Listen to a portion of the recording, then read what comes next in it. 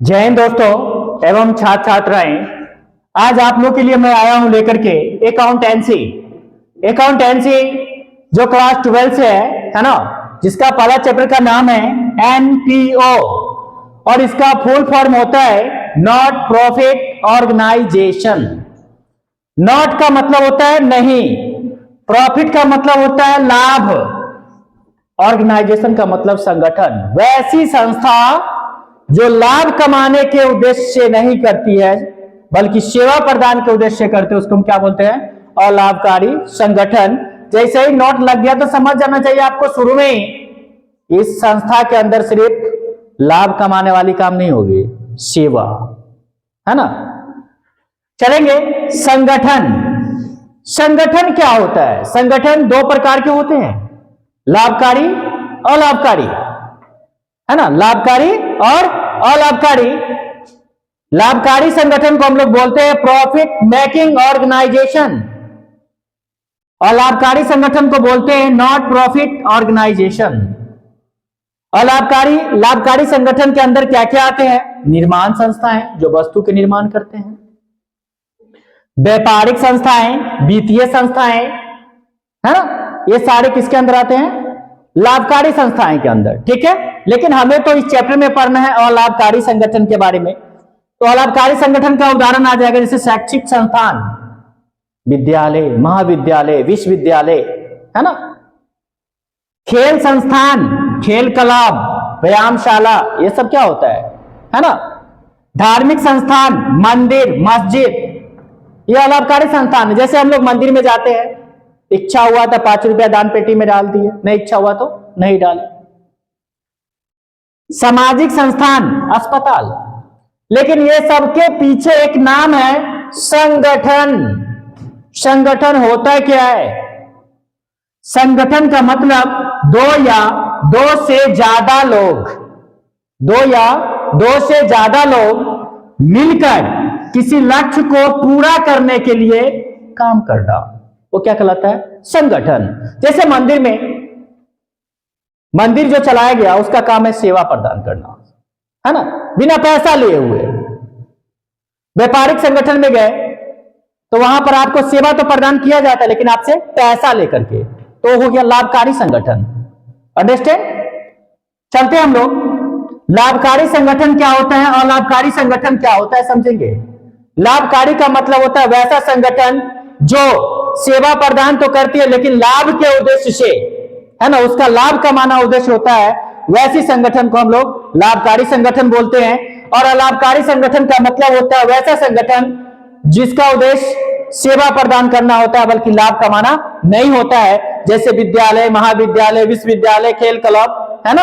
आगे चलेंगे। अलाभकारी संगठन की विशेषताएं।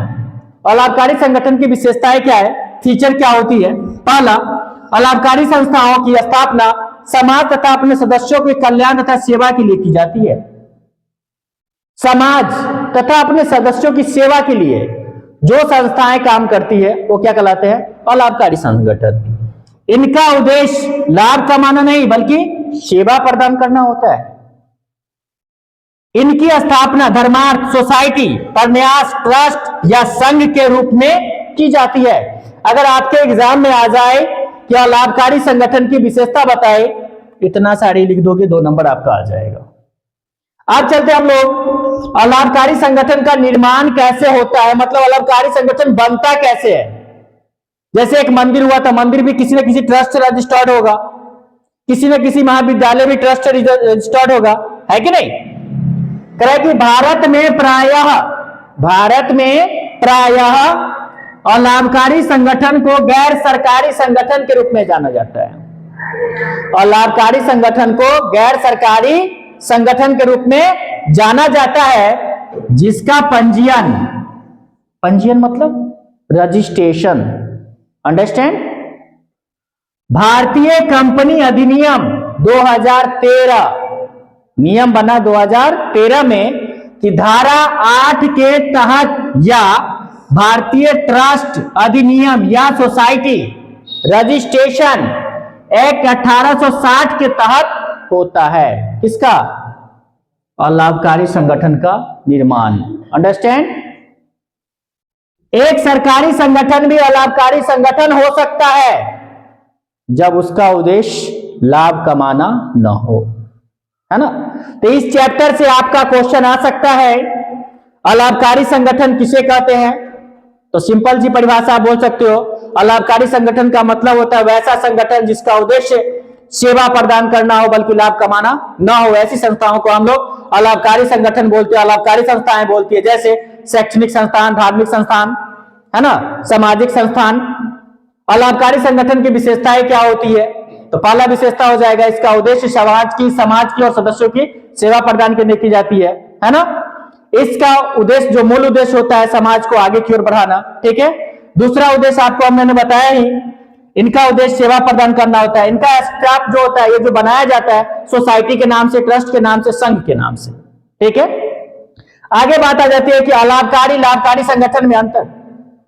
क्वेश्चन आपको ये भी 2 नंबरी में आ सकता है कि लाभकारी संगठन द्वारा कौन कौन सी खाताएं बनाई जाती है ना। तो लाभकारी संगठन द्वारा 3 खाताएं बनाई जाती है, प्राप्ति एवं भुगतान खाता, आय व्यय खाता और आर्थिक चिट्ठा। अंडरस्टैंड?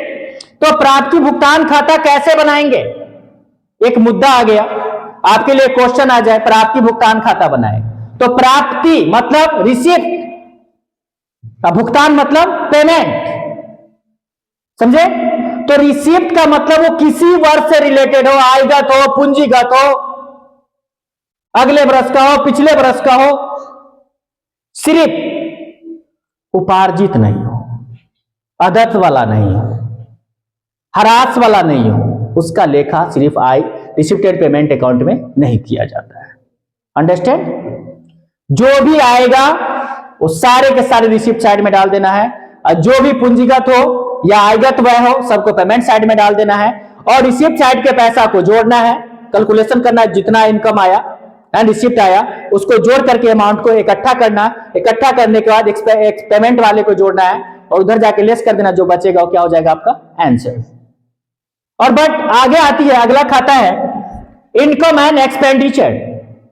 इनकम एंड एक्सपेंडिचर जो होता है वो गत वर्ष के लिए होता है, जिस वर्ष के लिए कहेगा उसी वर्ष का बनाना है। इनकम एक्सपेंडिचर अकाउंट में आपको यह ध्यान रखना है कि आयगत व्यय, आयगत आय का लेखा होता है, पूंजीगत व्यय और पूंजीगत आय का लेखा नहीं होता है। समझ गए? जैसे कि हरास को घटा करके दिखाना होगा, अदत्त बकाया सैलरी है इसको जोड़ना होगा, है ना, एडवांस है तो उसको घटाना होगा, समझ गए ना। लेकिन इसमें पिछले अगले वर्ष या स्थायी संपत्ति सब का लेखा नहीं होता है। समझ गए? ये आपको 3 खाताएं बनेंगे, ठीक। ये क्वेश्चन आपके एग्जाम में आ सकता है, इससे रिलेटेड आपको क्वेश्चन अगर रिव्यू करना हो तो रिव्यू करने के लिए शॉर्ट पॉइंट ध्यान रखिएगा। अलाभकारी संगठन किसे कहते हैं, अलाभकारी लाभकारी संगठन में अंतर बताएं, प्राप्ति भुगतान, अलाभकारी संगठन द्वारा कौन कौन सी खाताएं बनाई जाती है, प्राप्ति भुगतान खाता, आय व्यय खाता और आर्थिक चिट्ठा, ठीक है। अगला पॉइंट क्वेश्चन आ सकता है ना, कि प्राप्ति भुगतान खाता की विशेषता बताए या प्राप्ति भुगतान खाता किसे कहते हैं। अगला एक 5 नंबरी इंपोर्टेंट फैक्ट इस बार का क्वेश्चन आ सकता है कि प्राप्ति भुगतान खाता से आय व्यय खाता कैसे बनाया जाता है ना, तो उसका स्टेप बाय स्टेप लिखना होगा। समझ गए ना? वो क्वेश्चन पे फोकस दीजिएगा, वो आना ही आना है। आज का क्लास यहीं पे समाप्त होती है। Welcome to my channel.